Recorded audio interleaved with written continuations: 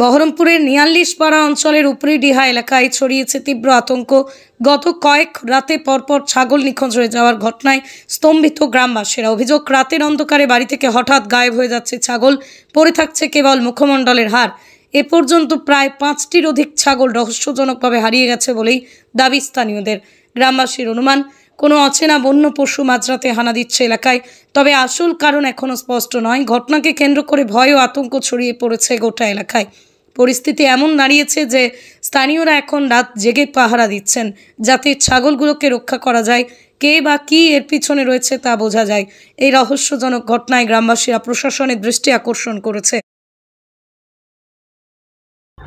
এই আমাদের এই প্রতিবেশী মানুষের এই ছাগল খেয়ে নিচ্ছে প্রতিদিন, তা আজকে আমরা সকলে জাগ্রতভাবে আমরা চেষ্টা করব ওই জিনিসটাকে কি জিনিস বোঝা যাচ্ছে না, শিয়াল বা মানে কুকুর কি কিছু বোঝা যাচ্ছে না। আজকে আমরা সবাই জাগ্রতভাবে আমরা চেষ্টা করব ওকে ধরাবার।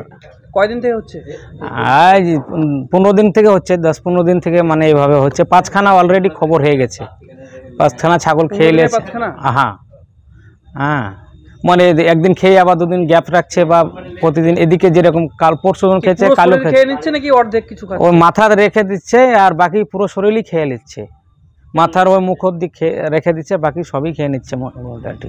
ঘটনা কি এলাকায় ব্যাপক আতঙ্ক নাকি? আতঙ্ক, মানুষ যারা পশু পালে তারা এখন ব্যস্ত আছে, মানে পশু নিয়ে কিভাবে আমরা রাখবো, আতঙ্ক। মানুষ বাড়ির ভিতর থেকে খেয়ে নিচ্ছে নাকি?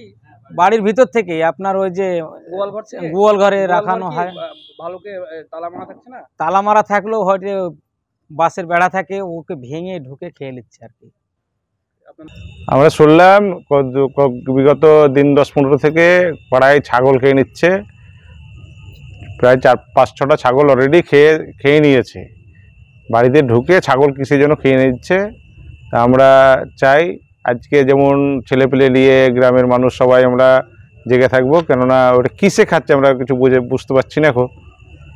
এর জন্য আমরা প্রশাসনেরও দৃষ্টি আকর্ষণ করছি যেন এটা দেখা হয়, কেন গৃহপালিত পশু মানুষ বহু কষ্ট করে পোষে, সেগুলো খেয়ে নিচ্ছে। খুবই আতঙ্কের ভিতরে আছে মানুষ। প্রশাসনকে জানানো হয়নি, তবে আমরা প্রশাসনের দৃষ্টি আকর্ষণ করছি এর মাধ্যমেই, যেন প্রশাসনের জিনিসটা দেখে। ট্রেডিশনাল হোক বা ট্রেন্ডি নারী, পুজো মানে প্রিয় গোপাল বিষয়ী। কলকাতায় আর জেলায় জেলায়।